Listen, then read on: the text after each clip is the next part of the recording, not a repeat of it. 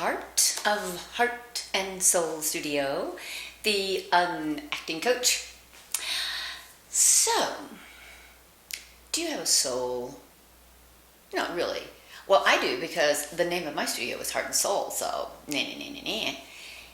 But I'm serious. You have a soul. I mean, you can call it whatever you want to, but let's talk about souls today. But I'm really not talking about your soul. I'm talking about your character soul. Yeah, I think it helps sometimes, instead of trying to think of your character as something from a piece of paper that you're trying to puff up and make like it's real and three-dimensional, that if you think of it more simplistically, a little bit more holistically, like maybe your character, like us, maybe your character actually has a soul. I mean, we really want to make them flesh and blood, human beings. That's the fun of acting, is that it doesn't feel like you're acting. It feels like you really are understanding someone enough that you step into their shoes and you live and breathe the way they do instead of you. So let's think about what we mean by a soul. Have you ever seen a little child who looks wise beyond their years? Maybe like they lived another lifetime or something before this one. And we would say about that child, that kid is an old soul. We mean that child has depth beyond a child's experience in life. So, what makes an interesting soul? If you have someone that has a lot of money and they never have to do anything, and their kids just can have anything they want and they never have to want for anything, they're probably going to have a pretty big chance of turning into superficial, flat, boring nothingness.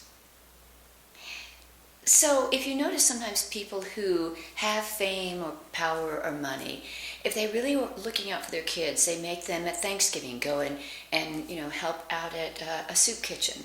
Or like Princess Di used to take her children to Africa to really work amongst people and to different places around the world where people were impoverished or needy or sick, so that they would have a depth of understanding. I have a phrase that I use a lot, and that is, the depth of your pain measures the depth of your compassion.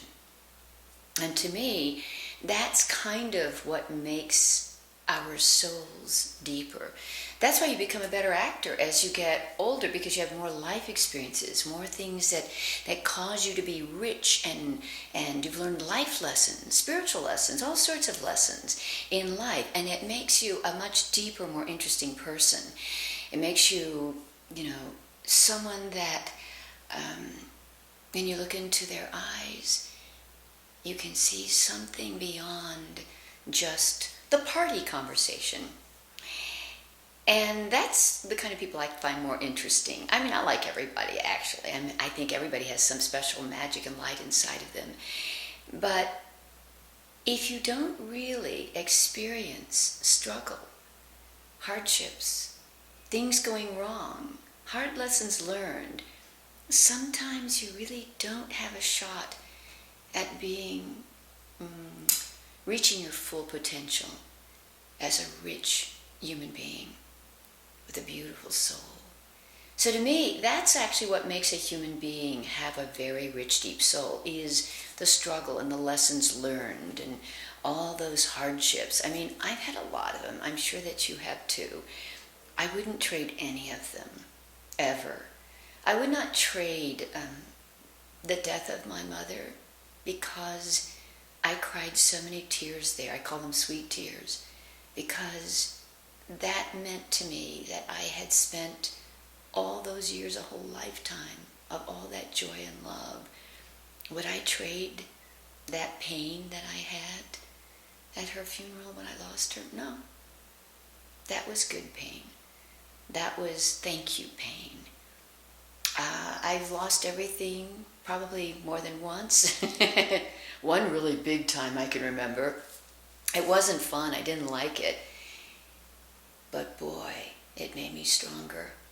I have Heart and Soul Studio because of it. Actually, because I had to. Because I'd lost everything. Well, beyond. Like $2.5 million in debt. I won't go into that story. It wasn't my debt. Just say I was getting a divorce. All right, that's enough of that. But I wouldn't trade that. Because I would never do this if I hadn't had that. All the best things in my life that have really made me feel more powerful, stronger, richer, are because of something that happened that was maybe a struggle, maybe a pain, something that dug a hole deep inside of me that filled up with compassion. So that's why, as your character, you want to find the depth of their souls. Find their struggle, find their pain. You get a lot more stuff deep inside of with your characters if you take the time to find their pain. Not just the happy stuff that happened, the pain and the struggle. That's why we do the backstory. But from now on, when you're looking for that stuff, think of it more like that you're looking into the soul